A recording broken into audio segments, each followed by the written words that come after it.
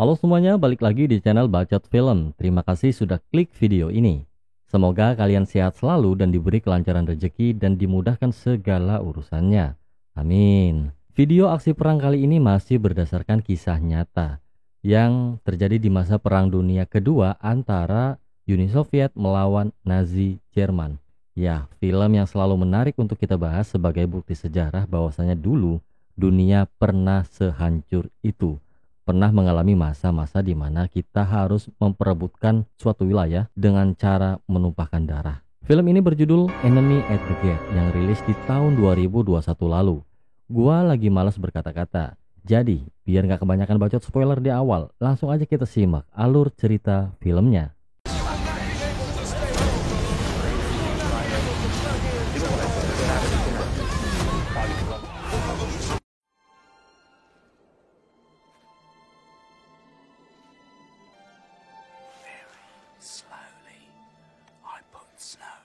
Film ini mengisahkan tentang sniper Jerman yang bernama Vasily Zaitsev. Dikarenakan ayah dan ibunya yang sudah meninggal, sejak kecil Vasily hidup berdua bersama dengan kakeknya. Saat itu kakek Vasily melatihnya menembak di tengah hutan bersalju.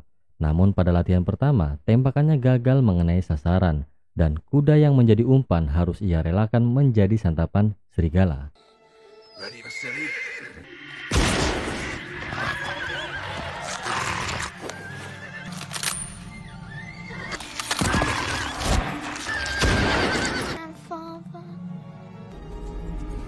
Singkat cerita, di tahun 1942, Nazi sedang gencar-gencarnya menyerang wilayah Uni Soviet. Vasily yang kini telah beranjak dewasa juga ikut dalam misi perang kali ini. Vasily yang kini sedang berada di dalam kereta terkesima melihat seorang wanita cantik yang ada di hadapannya.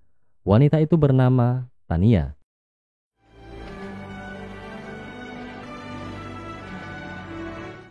Tak lama kemudian, kereta itu pun berhenti dan warga sipil yang ada di dalam kereta diminta untuk segera turun karena kereta ini akan membawa pasukan Uni Soviet menuju kota Stalingrad. Sebuah kota yang akan menjadi medan pertempuran di kala itu. Semua tentara Uni Soviet pun masuk ke dalam kereta dan siap untuk berperang. Setelah menempuh perjalanan cukup panjang, akhirnya mereka pun tiba di kota tujuan. Dengan penuh semangat, semua tentara Uni Soviet itu pun turun dari kereta dan segera naik ke perahu untuk menyeberangi sungai. Namun, hal yang tak terduga pun terjadi.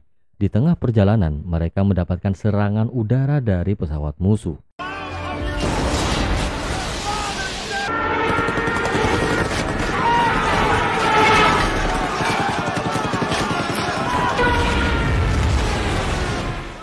Akibat serangan itu banyak pasukan Uni Soviet yang tewas. Tak sedikit dari mereka yang merasa ketakutan dan mencoba melarikan diri. Namun atasan mereka tak segan menembak mati bagi siapapun prajuritnya yang berani mundur dari misi perang kali ini. Pasukan yang tersisa kini telah tiba di dermaga Stalingrad.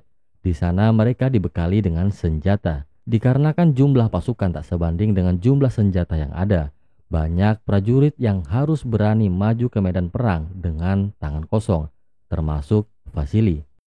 Mereka yang tak bersenjata diperintahkan untuk ada di belakang orang yang memegang senjata dan harus siap merebut senjatanya kalau-kalau orang yang memegang senjata tadi gugur di medan pertempuran. Tanpa buang-buang waktu lagi, mereka pun langsung bergerak menyerang musuh.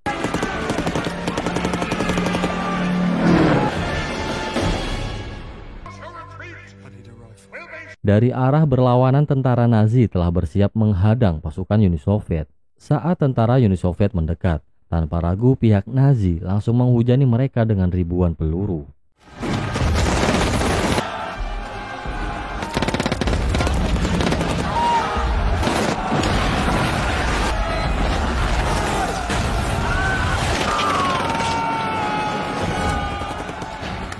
Situasi ini membuat tentara Uni Soviet tak berdaya. Banyak tentara Uni Soviet yang gugur kala itu. Parahnya lagi, mereka yang mencoba melarikan diri langsung ditembak mati oleh atasannya. Sementara itu Vasily yang terus berusaha mendapatkan senjata selalu saja gagal. Ia keduluan prajurit yang lain. Serangan yang membabi buta itu mengakibatkan banyak korban berjatuhan dari pihak Uni Soviet.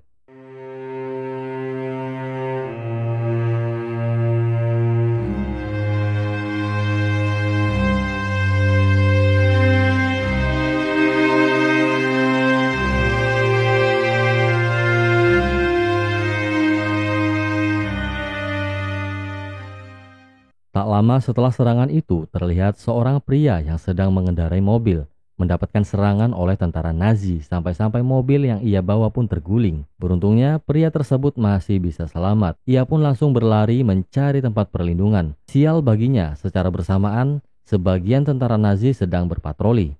Ia pun berusaha bersembunyi di antara mayat-mayat tentara Uni Soviet yang telah tewas. Saat itu, tentara Nazi melepaskan beberapa tembakan ke arah mayat-mayat itu untuk memastikan lagi bahwa semua tentara Uni Soviet itu benar-benar sudah tewas. Beruntungnya, tembakan itu tak mengenai pria tadi.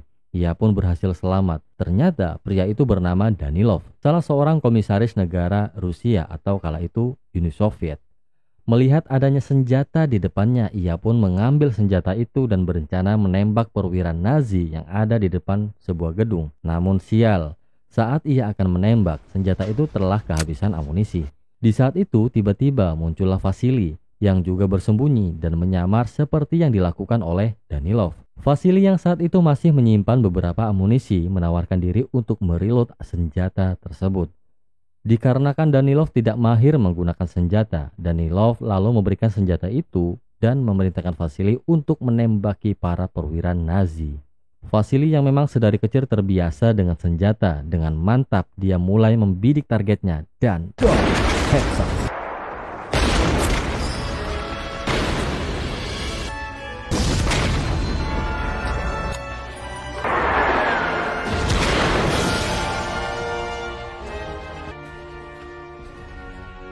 Setelah semua perwira Nazi itu terbunuh, dari sinilah Vasily dan Danilov berkenalan serta menjadi sahabat dekat. Danilov lalu menyebarkan berita aksi heroik keberhasilan Vasily yang telah berhasil membunuh beberapa perwira Nazi. Semua itu dilakukan Danilov agar rakyat Uni Soviet kembali memiliki harapan untuk menang, serta sebagai media propaganda. Di sini diketahui bahwasanya Danilov merupakan salah seorang yang berpengaruh di bidang politik Uni Soviet kala itu. Tak heran jika Danilov bisa dengan mudahnya melakukan propaganda tersebut.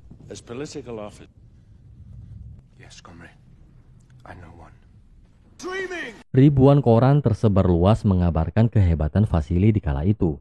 Tak hanya itu, berkat kabar yang sangat menghebohkan itu, nama Vasily menjadi terkenal. Berkat hal itu pula, Danilov dan Vasily pun mendapatkan imbalan berupa kenaikan jabatan. Danilov kini menjadi staf jenderal, sedangkan Vasily resmi menjadi sniper andalan Uni Soviet. Singkat cerita, Vasily yang kini sedang bertugas mengintai musuhnya, tiba-tiba dikagetkan dengan kedatangan seorang anak kecil yang menghampirinya. Anak itu bernama Sasha, yang ternyata penggemar Vasily. Saat itu, Sasha menyuruh Vasily untuk mampir ke rumahnya. Tak berselang lama, Danilov juga berkunjung ke rumah itu. Saat itu, Danilov meminta Vasily menuliskan beberapa artikel. Saat Vasily dan Danilov sedang sibuk membuat artikel, datanglah Tania, wanita yang sempat Vasily lihat di kereta waktu itu. Vasily lalu mengatakan bahwa mereka sempat bertemu di gerbong kereta tempo hari, tapi di sini Tania tak mengingat pertemuan itu. Ternyata Tania telah dianggap sebagai anak oleh keluarga Filipov dan ia tinggal di rumah tersebut. Pada tanggal 21 Oktober 1942, di kantor pusat Jerman di wilayah Stalingrad, seorang jenderal Nazi yang mendengar kehebatan sniper Uni Soviet yang telah berhasil membunuh beberapa perwiranya merasa resah, sehingga ia mendatangkan seorang sniper handal berpangkat mayor yang bernama Erwin Konik. Sang jenderal memberi tugas kepada Mayor Konik untuk membunuh sniper andalan Uni Soviet itu. Tak lain dan bukan adalah Vasily. Kembali ke Vasily, saat ia masih tertidur di pagi hari, tiba-tiba ia dibangunkan oleh temannya. Saat itu temannya memberitahu bahwa ada seorang sniper Nazi yang bersembunyi di sebuah gedung. Vasily dan dua rekan snipernya pun bergegas menuju gedung tersebut. Mereka pun mulai mencari posisi sniper itu. Setelah mereka menemukan keberadaan sniper tersebut, Vasily pun langsung menembaknya.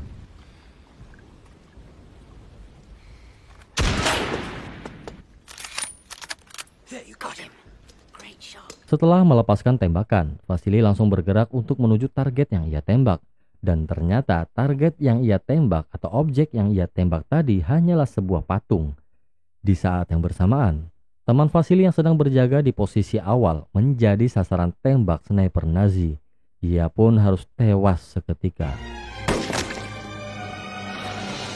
Mayor Koenig masih dalam mode penyamaran. Ia bersembunyi dengan rapi. Vasily yang menyadari bahwa sniper Nazi itu masih berada di gedung itu mencoba mencari keberadaan sniper itu dengan sangat berhati-hati. Namun secara bersamaan tiba-tiba pesawat Nazi membombardir wilayah itu.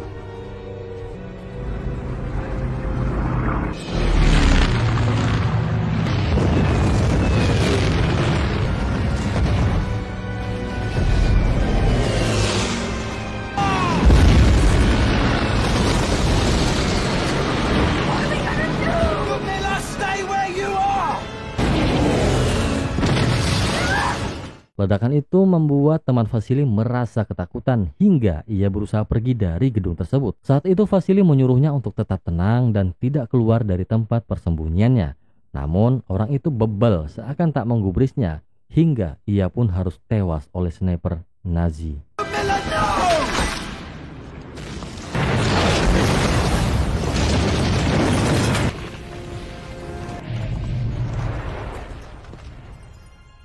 Tak lama setelah itu, Mayor Koenig mulai mencari informasi mengenai Vasily. Saat itu, ia sedang menyamar dan sedang membersihkan sepatunya. Kebetulan, tukang semir sepatu itu adalah Sasha. Saat itu, Mayor Koenig bertanya tentang Vasily yang fotonya terpampang jelas di sebuah koran. Sasha mengatakan bahwa ia sangat mengenal Vasily bahkan sering menemuinya. Mendengar hal itu, Mayor Koenig menjadi sumringah. Ia terus menggali informasi mengenai Vasily pada Sasha. Sementara itu di tempat terpisah, Vasily menceritakan kejadian yang menimpanya kepada Danilov. Dan ternyata Danilov telah mengetahui bahwa sniper itu adalah Mayor Koenig. Danilov yang merasa bahwa Koenig bukanlah tandingan Vasily, ia mendatangkan sniper hebat dari negara tetangga. Sniper itu bernama Mayor Kolikov.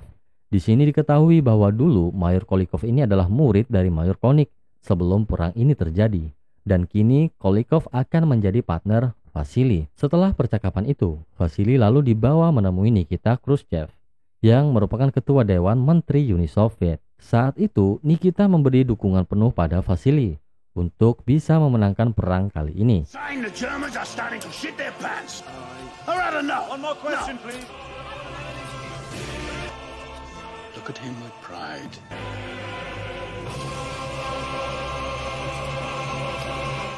Nah, singkat cerita nih, Vasily, Kolikov, dan temannya kembali lagi ke tempat persembunyian sniper Nazi itu. Belajar dari pengalaman sebelumnya, Vasily memberitahu rekan-rekannya bahwa orang yang ada di atas itu merupakan jebakan. Dengan hati-hati mereka pun langsung mencari tempat yang strategis.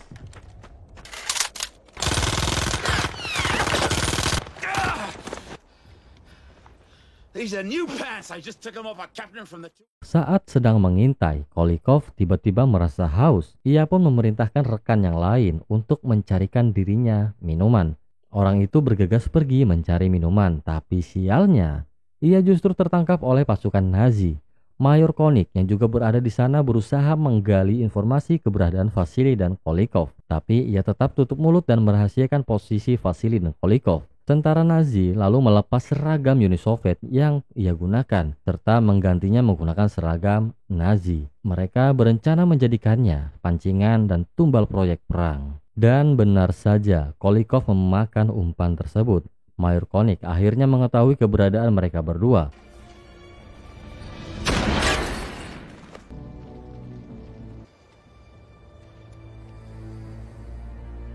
Kolikov yang menyadari telah melakukan kesalahan berusaha memancing Mayor Koenig dengan trik tipuannya. Tapi sayang, trik itu pun gagal. Tentu saja gagal, karena trik itu Mayor Koenig yang mengajarkan kepada Kolikov. Dikarenakan Mayor Koenig tak memakan umpannya, Kolikov beranggapan bahwa Mayor Koenig sudah pergi. Mereka lalu berniat berpindah tempat ke gedung sebelah. Dan tiba-tiba, saat Kolikov akan melompat, ia pun tertembak dan tewas seketika. Tomorrow. And it's your turn to get a hole in your britches.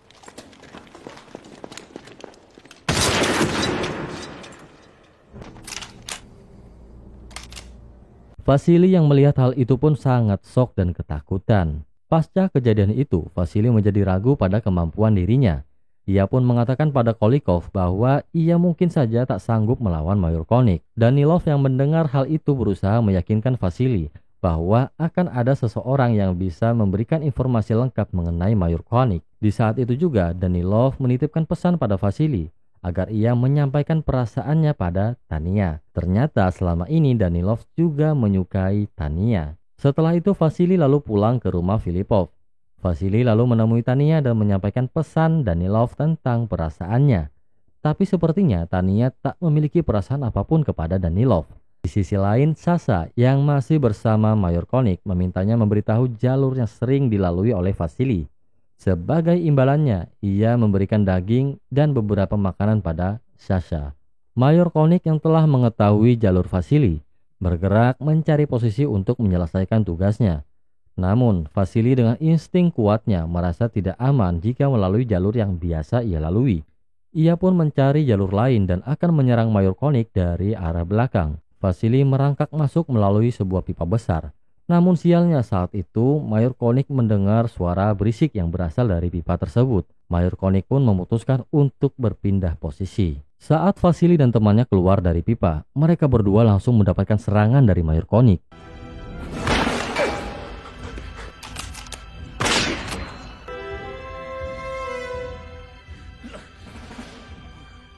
Teman Vasily tertembak tepat di bagian lengannya, sedangkan Vasily berhasil lolos. Vasily lalu menyuruh temannya itu untuk kembali ke camp. Posisi Vasily saat itu sangat terpojok, senjatanya terlempar jauh dari dirinya. Vasily berusaha meraih senjatanya dengan mengaitkan pisau menggunakan tali. Namun sayang, Mayor Koenig saat itu melepaskan tembakan dan membuat tali itu terputus.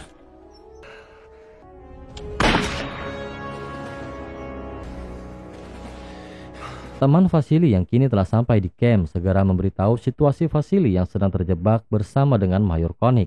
Tania yang mendengar hal itu pun bergerak menuju tempat tersebut. Singkat cerita, Tania yang kini telah tiba di tempat Vasily langsung mengatur strategi untuk mengalihkan perhatian Mayor Koenig.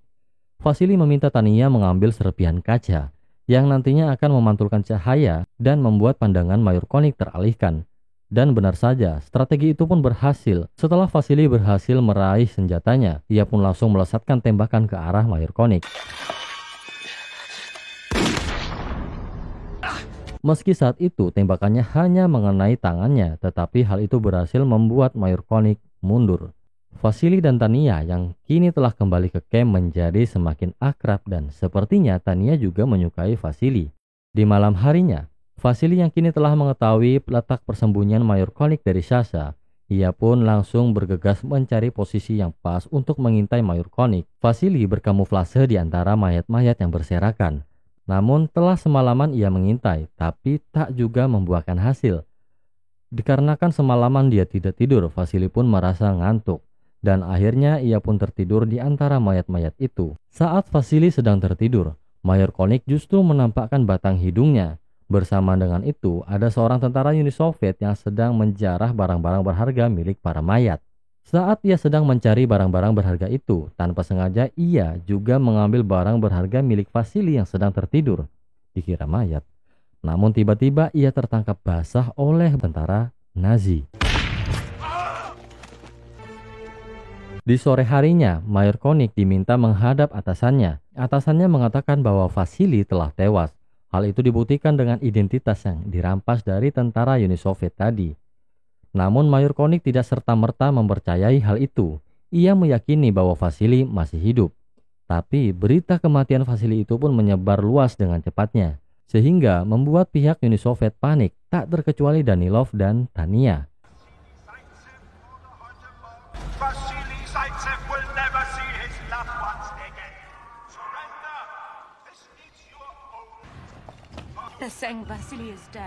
Di malam harinya, seakan-akan melihat hantu, Danilov melihat Vasily datang menemuinya. Hal itu justru membuat Danilov merasa lega karena ternyata Vasily masih hidup. Mayor Koenig yang masih belum percaya bahwa Vasily telah tewas terlihat sedang mengobrol dengan Sasha. Karena Mayor Koenig percaya pada Sasha, Mayor Koenig pun mengatakan informasi rahasia kepada Sasha.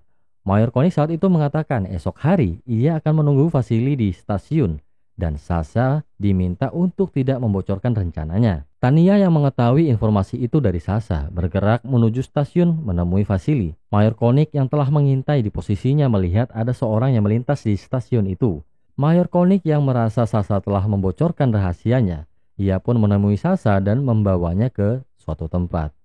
Saat Tania dan Vasily sedang ingin bercinta, Tania melihat dari kejauhan Sasha telah tergantung di sebuah tiang. Tania yang melihat hal itu pun berteriak histeris dan seakan ingin mencabik-cabik tubuh Mayor Koenig saat itu juga.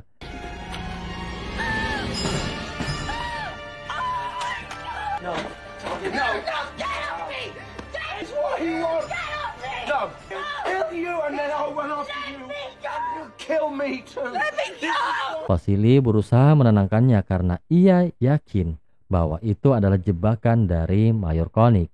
Tania lalu pergi ke rumah Filipov. Saat di perjalanan, ia berpapasan dengan Danilov. Tania dan Danilov pun pergi ke rumah Filipov dan meminta keluarga Filipov untuk pergi meninggalkan rumahnya saat itu juga. Alasannya karena sesaat lagi kota Stalingrad akan jatuh dan masuk dalam kekuasaan Jerman.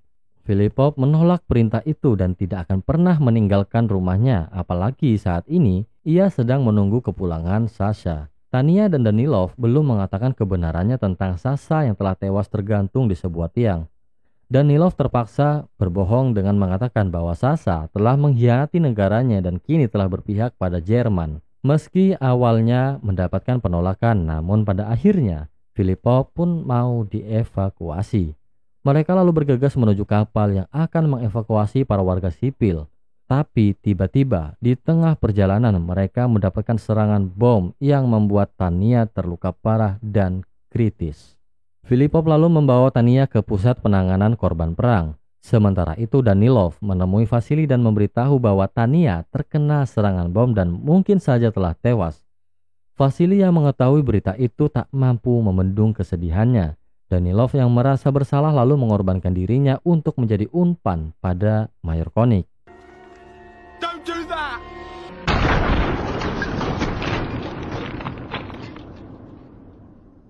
Mayor Koenig pun turun dan mengecek sasarannya. Namun saat di jalan tiba-tiba Vasily muncul di sampingnya.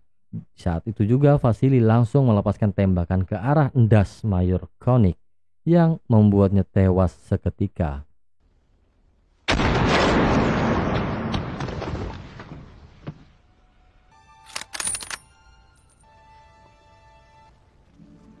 Singkat cerita, 3 bulan kemudian, tepatnya tanggal 3 Februari 1943, Nazi Jerman akhirnya menyerah tanpa syarat setelah mereka kalah dalam kepungan Uni Soviet. Di akhir film, terlihat Vasily terus mencari-cari keberadaan Tania di sebuah rumah sakit. Ia meyakini bahwa Tania masih hidup. Usahanya pun membuahkan hasil. Akhirnya, ia kembali dipertemukan dengan Tania, sang pujaan hati. Semenjak hari itu, Vasily menjadi pahlawan Uni Soviet. Dan bersamaan dengan itu pula, film pun bubar.